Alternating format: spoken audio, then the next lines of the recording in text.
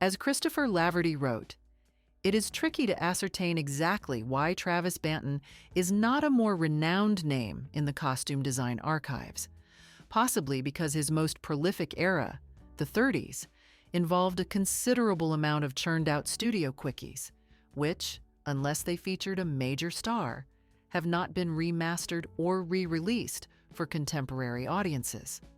Moreover, although he started in fashion and remained a custom couturier after his stint in Hollywood, Banton did not produce his own label like contemporaries Gilbert Adrian or Howard Greer.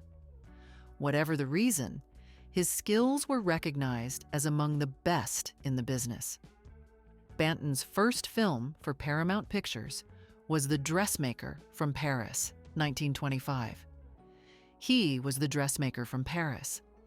His clothes were so exquisite, so forward-thinking, that he could even have designed in the French capital. Throughout his career as chief designer for Paramount, 1929 to 38, then freelance, until his death in 1958, Travis Banton worked with all of cinema's great female stars, including Clara Bow, Marlene Dietrich, Ida Lupino, Carole Lombard, and Nancy Carroll.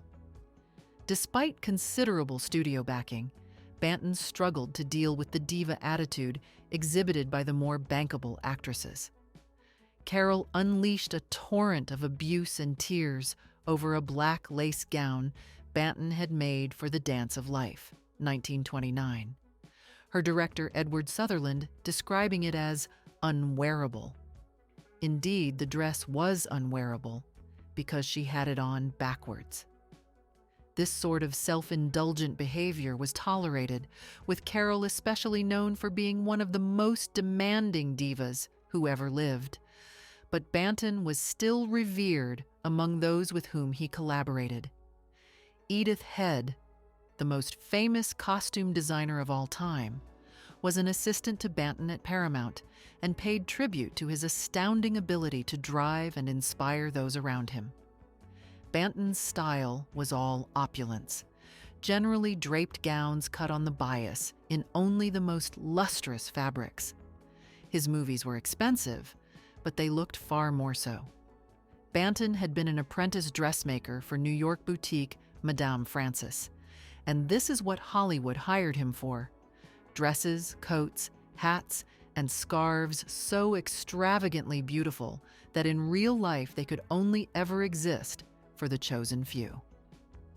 Nonetheless, for Marlene Dietrich's first film in Hollywood, Morocco, 1930, Banton eschewed the era's more obvious glamour to craft a controversial, indelible image in the history of cinema.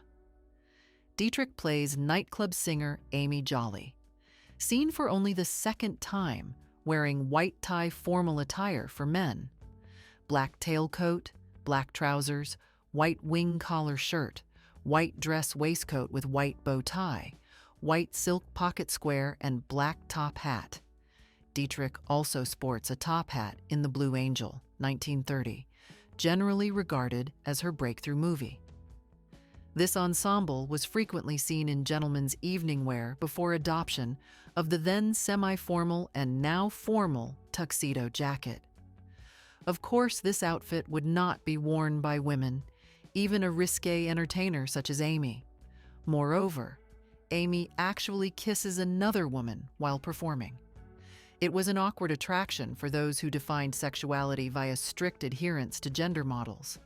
However, the iconic Morocco portrait of Dietrich in a cocked top hat holding a cigarette is now visual shorthand for androgyny in fashion and culture. Banton's costume defined an entire identity. Banton and Dietrich made many films together, the third of which, Shanghai Express, 1932, was influential in maintaining Dietrich's angular, raven-like look initiated in Morocco. By this juncture, their working relationship was intense and codependent. Make no mistake, Dietrich created costumes alongside Banton, putting in long hours of fitting and refitting until every detail was perfect. The black cock feathers festooning Dietrich's most famous ensemble, as Shanghai Lily, were entirely her suggestion. Costumier and actress together made Lily a mysterious, hovering presence. Whether she was predator or prey was unclear. Not all Banton's relationships with leading ladies were as harmonious as with Dietrich, however. Apart from Nancy Carroll's temper tantrum, Banton also had a legendary run-in with Claudette Colbert during the making of Cleopatra, 1934. Conflicting versions of the story exist, but all revolve around Colbert's obsessive control of her own image. She reputedly vetoed every ensemble designed by director Cecil B. DeMille's own costume department, so Banton was brought on board at the last minute. He had only 24 hours before shooting began to recreate Colbert's entire wardrobe as the bewitching Macedonian queen. Depending on which anecdotes you believe, she either accepted Banton's daily redesigned costumes with desired emphasis on her bosom to distract from a supposedly thickening middle — she was tiny — or marched off to her dressing room and refused to come out unless they were remade yet again. Whatever the process, the result did kickstart an off-screen trend for all things Egyptian. In Los Angeles, bias-cut gold lame gowns, scarab headdresses, and broad Egyptian collar dresses were popping up all the right parties. Even under the gun, Banton could still churn out incredible costumes that, though owing practically nothing to the period in which the film was set, created their own quasi-ethnic fashion genre. Man Godfrey, 1936, set during the Great Depression, features a Travis Banton ensemble so renowned it has been restored and displayed in the touring Hollywood costume exhibition. In this biting satire of moneyed nitwits, a hangover from The Great Gatsby, Carole Lombard plays Irene, a well-meaning but clueless party girl who hires forgotten man Godfrey, William Powell, to be her family's butler.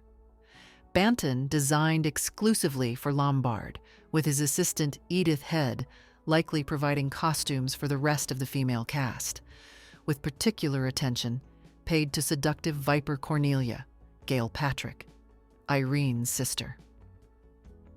The first dress worn by Lombard as Irene, as she stands in a city dump surrounded by ash and tin cans talking to bemused tramp Godfrey, is the one faded in Hollywood costume. Abruptly contrasting with Irene's physical environment, the dress is constructed of glass bugle beads stitched to silk georgette with matching duster jacket, a huge sapphire jewel at the jacket neckline. The fabric drapes and shimmers, giving Irene the appearance of a cosmonaut standing on another planet. This is an alien world to her, and yet she remains unfazed. This impresses Godfrey despite her hilariously unsuitable attire. The dress was so heavy that it needed to be displayed in a lounging position for Hollywood costume, not a position that Lombard adopts while wearing it in the film. Otherwise, stress on the fragile seams would have been too great. The blue sapphire jewel was remade and inserted into the outfit as a colorful centerpiece, which would have been lost on viewers of the black and white movie.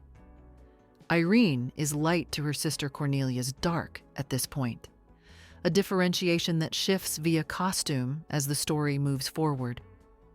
Irene wears harem pants, pajamas, and even a jumpsuit for the last act. The harem pants reflected an Art Deco preoccupation with the exotic. Banton has incorporated this facet into costume before, designing for Anna May Wong in Shanghai Express, notably a black silk evening dress with sequined dragon motif, outwardly based on the Chinese one-piece cheongsam.